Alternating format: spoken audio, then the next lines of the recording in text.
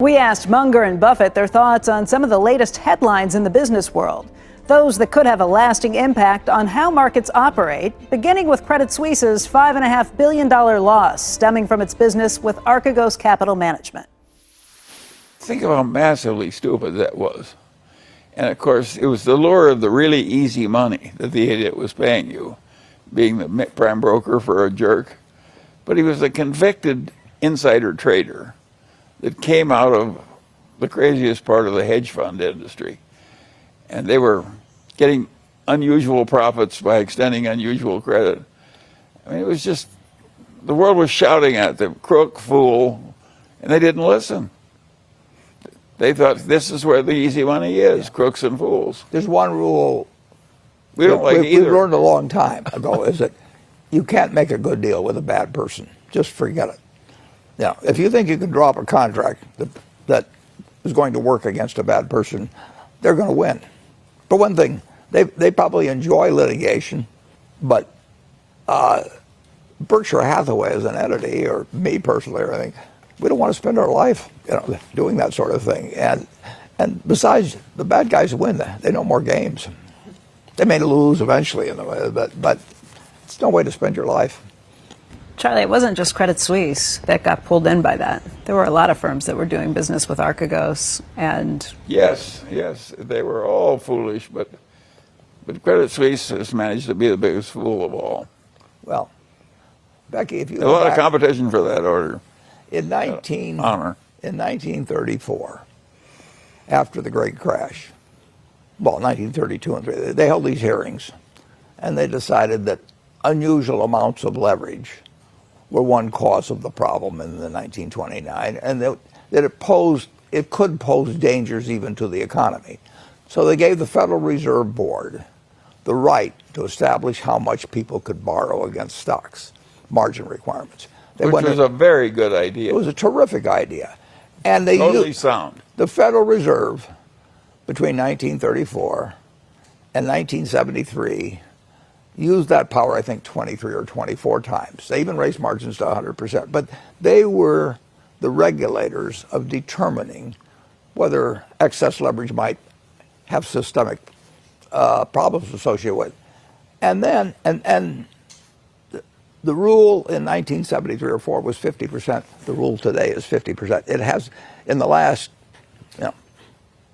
40 plus years, first 40 some years, it had 23 changes. They went to 100%. They went down to 20. All kinds. Then it was a signal to the economy and all kinds of things. And essentially, Wall Street figured out how to get around that. They lobbied through changes in the law, so they could have unlimited leverage and keep the transactions off the books and subject to murky accounting. The banks would say, we made it through this, we absorbed all the problems ourselves, and many of us, it won't even take a substantial hit on the balance sheet for it. There's an old story about all these banks that think they've done so well. These two guys are fighting with razors, and one takes a big swipe, and the other guy says, "You missed me," and the guy says, "Wait until you shake your head." So what would you tell regulators today? What would you do? Well, the regulators aren't, but they need to change laws now. But of course, if you're running a gambling parlor, you want the big players to gamble more furiously. And that's what the securities business allowed people to do. It was a big mistake. It created a lot of misery. We don't want to suck people into gambling for way more than they can afford. And you get into clearance. There were clearance risks in the thing. The whole market was in chaos. The people who were making money out of this unreasonable extension of credit argue for it, and nobody's speaking against it. Now, last time around, we got the correct regulation that came and stayed for a long time on margin debt, only because we had the worst depression in the history of the English-speaking world. That's what it took to get a little sense into the politicians. This time around, it's just the total return swap. So what fixes it, though? I mean, there have been suggestions that there needs to be more transparency. There needs to be really a crackdown on allowing people to lever up like this. What's the answer? The answer was never to have allowed most of this stuff to start. You allow the wrong kind of stuff to start, and it runs on you. It is tough to be, very, very, very tough to be a regulator. To really go after the big stuff, you're attacking the profit center of institution after institution after institution. The prime brokerage thing, by its nature, means you're specializing in lending to the big swingers. And of course it's dangerous. And the rules they violated, the same guy was dealing with 4 or 5 brokers at once, and of course he was buying stocks to keep them up to prevent margin calls. And once you start doing that, you're headed for an ugly ending, and of course it happened. But do you think that it would take a systemic breakdown before changes would actually get implemented again, like you referenced with the Great Depression? The last time it took the worst depression in the English-speaking world in all history. That's what it took to get the last correction. I certainly don't want that. No, a wise regulator stops this stuff before it starts. It's very hard to stop. What interests me in this is that the communist Chinese behave the way I am talking in favor of. And our own wonderful free enterprise economy is letting all these crazy people go to this gross excess. Becky, the people who are not avoiding it are the communist Chinese. Oh. They step in preemptively to stop speculation. Charlie, you said communist China is doing all the things that we should be doing right now, and I can't help but think of what they've done to Jack Ma. It amuses me, you know. Well, what about what they've done to Jack Ma? He's kind of disappeared as... Well, yes, but Jack Ma is one of the swingers. So they just they said, the hell with you. He basically gave a speech when he said to a one-party state, well, you guys are a bunch of jerks, don't know what you're doing, and I know what I'm doing, and I'm going to do it better. And he was going to wade into banking and no rules and just do whatever he pleased. He also brought banking to a lot of the Chinese communists did the right thing. They just called in Jack Ma and say, you aren't going to do it, Sonny. And I wish we had I don't want all of the Chinese system, but I certainly would like to have the financial part of it in my own country. Although Ant Financial was bringing banking to a huge unbanked population before.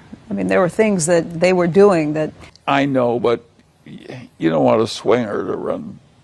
The banks have the implicit guarantee of the government, and you don't want to let any swinger run a bank. Let the swingers do something else. Who are the swingers here in this country? Well, I don't want to start naming swingers. They'll appear. You know, the way the story has kind of been painted is that it's the Chinese communists who don't want to lose power and some of the capitalists who have maybe gained too much power under at least what the communists might like to see. Both groups want more power, not less. But politicians in this country want more power, and the rich want more power. Yes. No, what's different in China, yeah. But the banking system, take shadow banking, which we have in this country. People say, well, it's the unbanked. Well, the whole leverage buyout lending operation practically left the banks and went to shadow banks in our own country. And it hasn't caused any big trouble yet, but I'll be amazed if it doesn't. Well, Jamie Dimon has said that, and look out for some of the fintech areas that they're not Yes, I agree with regulated. Jamie Dimon on that. I don't think allowing all the swingers in the world to act as though they're banks is a good idea. Which maybe we should talk about Robinhood and some of the areas that come up. Robinhood is beneath contempt. Why? Well, it's a gambling parlor masquerading as a respectable business. And the pushback on that is always, this is a way of getting average people into the markets. Well, people of who didn't have course you don't access want to say it's a gambling parlor, but it is a gambling parlor. It's not encouraging people to buy a very, very, very low-cost index fund and hold it for 50 years. I will guarantee you that you will not walk in there, get that advice. No. Instead, you'll get advice on how you can trade options, and they'll tell you that... And it's telling people they aren't paying commissions when the commissions are simply disguised in the trading. It's basically a sleazy, disreputable operation. And the interesting thing about it is that some good people, you would be glad to have marry into your family, have backed it.